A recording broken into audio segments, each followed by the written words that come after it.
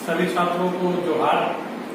और जैसा कि हम लोग झारखंड कर्मचारी चयन आयोग के जो परीक्षाएं जो होने वाली थी जिसके लिए सारे छात्र तैयारी कर रहे थे और ये 2016 से वेटिंग है।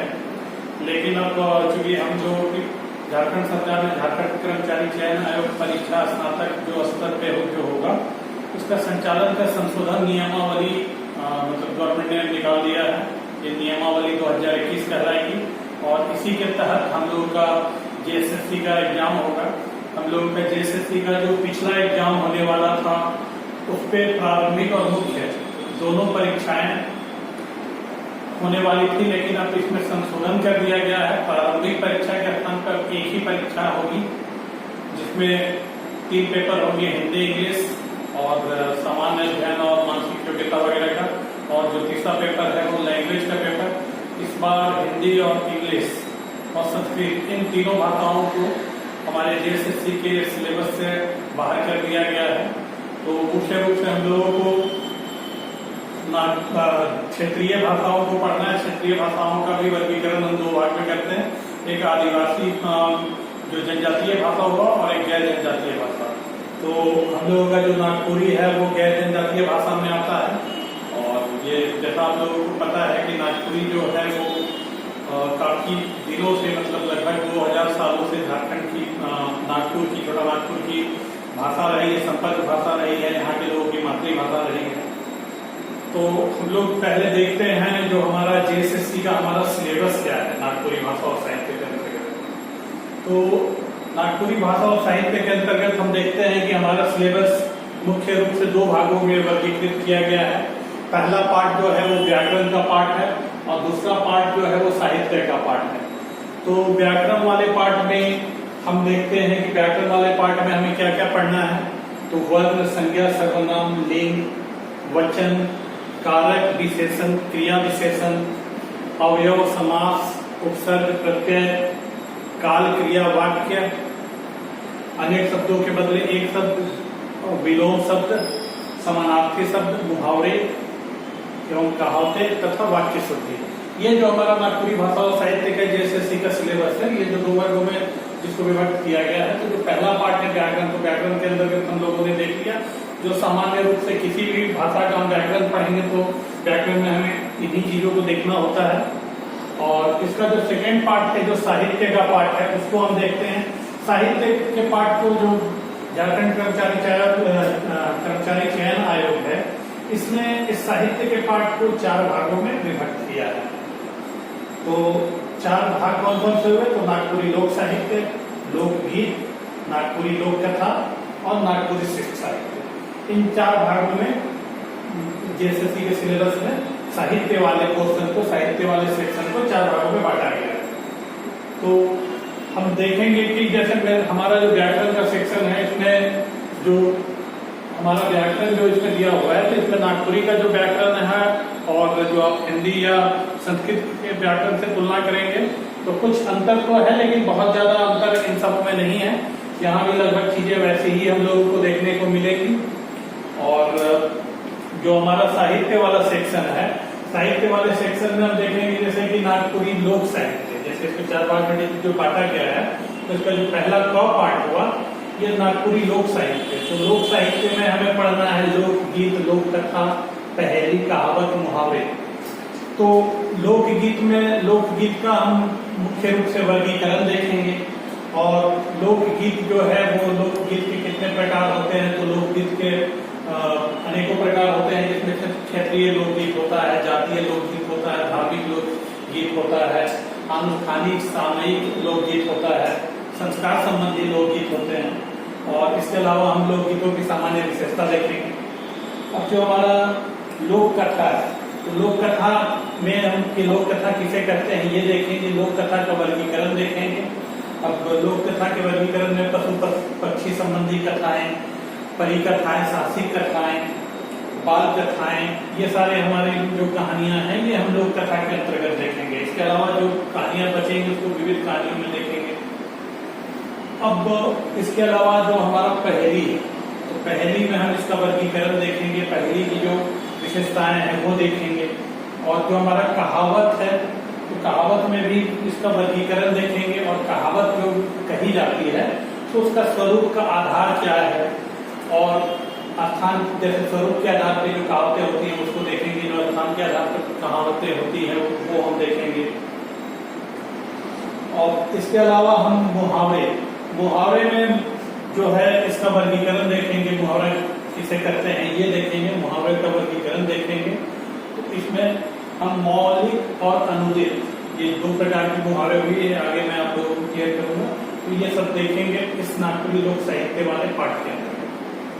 अब लोकगीत वाले सेक्शन में हम देखेंगे कि लोकगीत वाले में हमें क्या क्या पढ़ना है। तो हमें दमकच, पावस, उदासी, फगुआ पचरंगी, फगुआ पुछारी, झूमर, अंगनई, रसुआ, झुमुआ, सोहराई गीत, ये हम इतना सारा इस लोकगीत के सेक्शन के अंतर्गत देखेंगे। अब इस पे हम जैसे दमकच के बारे में कहीं इसको डोमकच भी बोलते हैं, ऐसे इसको सामान्यतः डमकच ही कहा जाता है। और जैसे ये डमकच जो नृत्य है ये मुख्य रूप से स्त्रियों का नृत्य है, महिलाएं इसको करती हैं। और अपने इसको अगर प्रकार में देखा जाए तो एकहरी, दोहरी और झुमटा, ये सब इसके डमकच के प्रकार हुए। और डमकच जो होता है ये मांगलिक अवसरों के, डमकच लोकगीत जो होता है ये मांगलिक अवसरों पे गाया जाता है।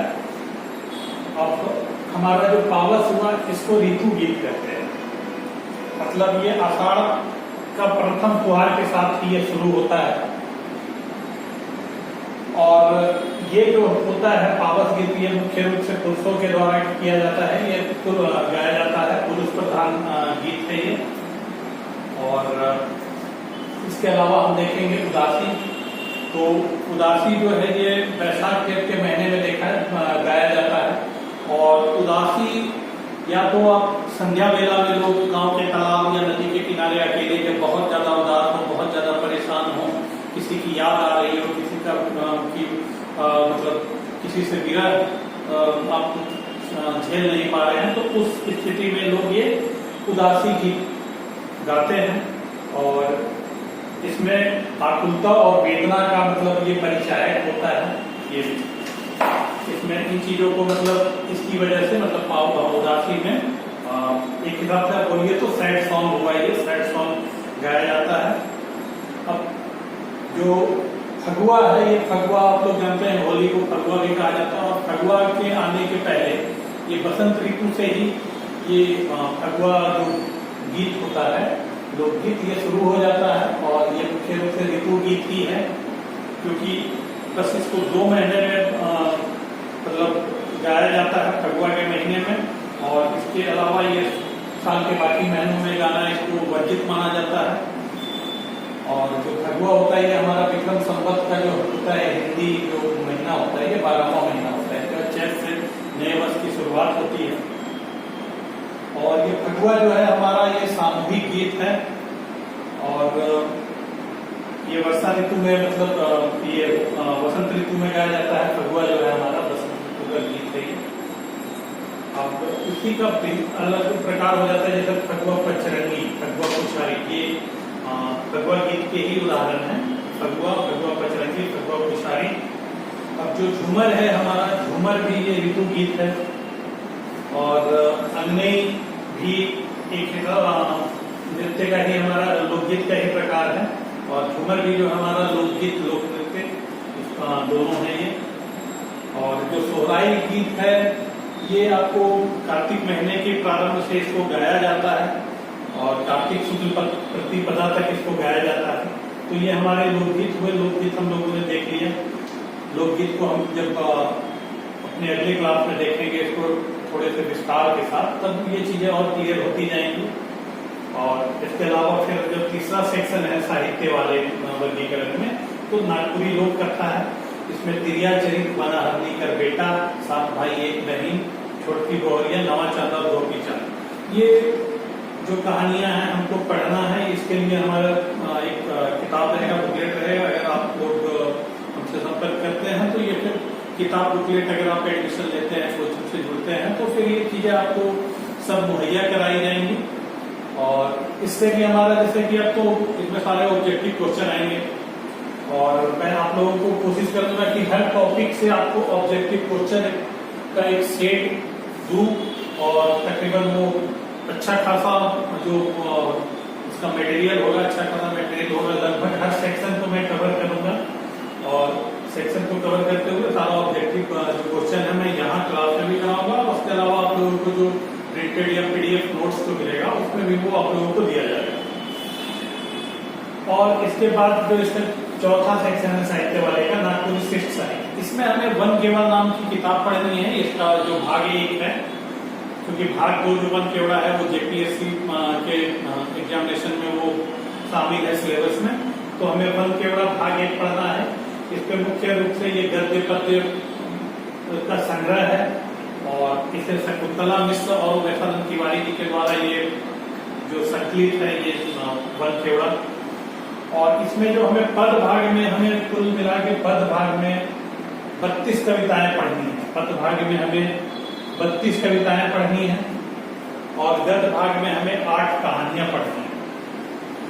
और इसी गद्य भाग में 8 कहानियों के अतिरिक्त 2 नाटक, 8 कहानी और 2 नाटक भी पढ़ने हैं। और उसके अलावा जो लेख है, संस्मरण है, ये 6 है। तो 6 लेख है संस्मरण, सब 1 से 1.5 2 पेज के कहानी, संस्मरण और ये नाटक वगैरह है। तो बहुत बड़ा सिलेबस हम लोगों का नहीं है और मेरे हिसाब से ये सारी चीजें हम लोग अगर थोड़ा डीपली देखते हैं, जैसे मैं क्लास में आप लोगों को सारा चीज सॉल्व कराऊंगा या आपकी जो भी परेशानी है उन सबको मैं दूर करने का कोशिश करूंगा। और मेरी कोशिश होगी कि आप जेएसएससी क्वालिफाई कर जाएं और नागपुरी जो सब्जेक्ट है ये आप लोगों को आपके सिलेक्शन में मतलब मुख्य आधार बने। ये मेरा जो अपना एक व्यू है कि मैं आप लोगों को सिलेक्शन दिलाने में मतलब सहायता करूं। और इसके लिए फिर हमारी जो क्लास शुरू हो रही है उसके बाद हमारी क्लास लगातार शुरू मतलब चलती रहेगी। और मुख्य रूप से जैसा मैंने आप लोगों को जो सिलेबस इसका बताया इसके अकॉर्डिंग हम लोग आगे भी देखेंगे और इसी के अकॉर्डिंग हमारा क्वेश्चन भी आएगा। और मैं निश्चित तौर पे कह सकता हूँ कि आप नागपुरी भाषा और साहित्य को जेएसएससी के लिए आप चुने रखें, ये आपको सिलेक्शन में मतलब काफी मददगार होने जा रहा है। और ये क्योंकि नागपुरी और कोठा ये 2 ऐसे भाषा है क्षेत्रीय भाषाओं में जो काफी हिट हैं। तो फिर हम लोग अगले क्लास में देखेंगे। जैसे हम लोगों ने आज देख लिया हमारा जो सिलेबस है इसको हमने डिफाइन कर दिया और जो हमारी नई नियमावली आ गई है झारखंड कर्मचारी चयन आयोग की, ये नियमावली 221 है। इसी के आधार पर हमारा एक एग्जाम होगा और संभवतः मुझे लग रहा है कि 2 से 2.5 महीने के अंदर में एग्जाम हो जाना चाहिए। 2.5 से 3 महीने, 2 से 3 महीने का मुख्य रूप से आप मान लीजिए कि ये कर्मचारी चयन आयोग का एग्जाम हो जाना चाहिए।